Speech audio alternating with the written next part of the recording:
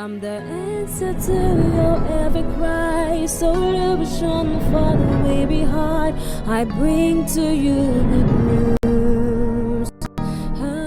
Angiphinzeke ngikubingelele mlaleli elihlelweni lwethu lokufunda incwadi iRhapsody yamaqiniso lebhalwe ngumfundisi Chris Oyakhilome DSc DD. Lomuhla ke tisiphohlongo kulwesine enyangeni yeNkwekweti kuye 2025. Umfundisi uthi awunasici futhi uphelele kuko konke lokuyinthando yaNkulunkulu. Awunasici futhi uphelele kuko konke lokuyinthando yaNkulunkulu.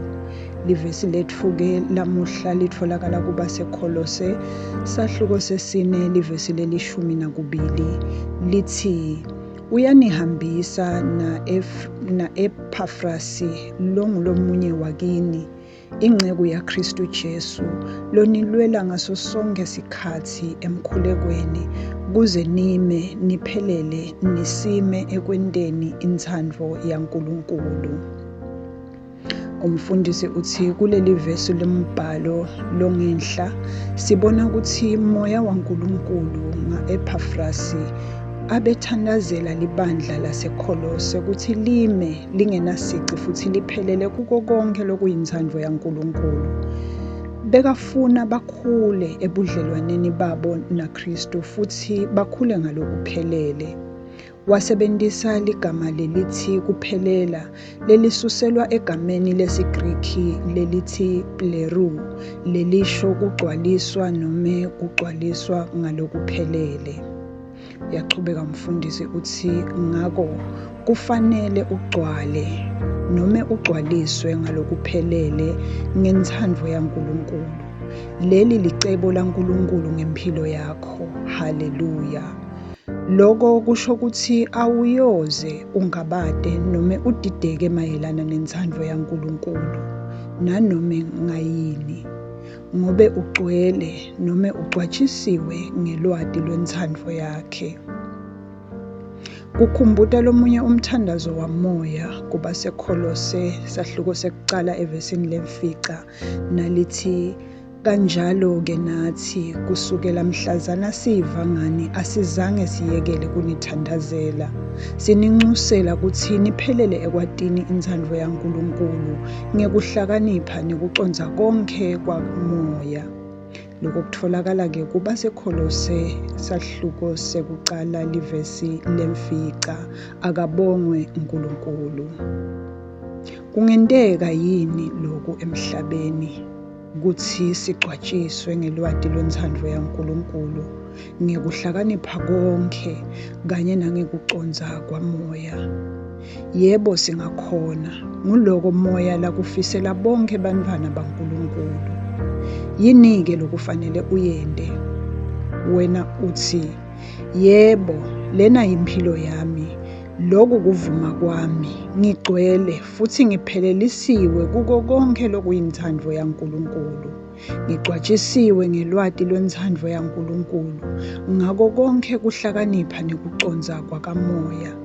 Yenda lokhu kube kuvuma kwakho ngaso sonke isikhathi. Haleluya. Khumbula indlela yekusebentisa emandla elivila uNkulunkulu ekuphileni kwakho ukuthi ukhulume lokho lelikushoko, wemukele emaqiniso akhe futhi ukhulume ngekuvumelana nawo. Incwadi yaFilimoni sahluko sekucala livesi lesithupha ithi ngithandazela ukuthi budlelwane bethu ekukholweni bukwende uwadi kangcono emagugu lesinawo kuKristu. Haleluya. Mfundisi uthi kukholwa kwakho lokusho indlela lophila ngayo nalokhuluma ngayo ngokukholwa kwakho kwebuKristu kuba nemphumela lomuhle kukhicite futhi kube nemandla uma uvuma yonke intfo lenhle lekuwe kuKristu Jesu. Lenye yaletintfo letinhle kuthi sewugcwatshisiwe. Haleluya. Ngalokuphelele ngelwadi lwenthando yakhe ngako konke kuhlakanipha nekuconza kwamoya. Haleluya.